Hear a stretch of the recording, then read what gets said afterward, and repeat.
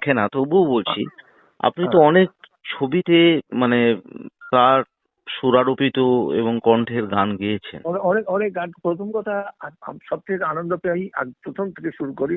হ্যাঁ। যে স্কুলে হেমন্ত মুখোপাধ্যায় পড়তেন সেই স্কুলেই আমি পড়তাম, মিত্র ইনস্টিটিউশন। সেটা মিন আমার কাছে ভীষণ মিত্র ইনস্টিটিউশন ভবানীপুর ব্রাঞ্চ।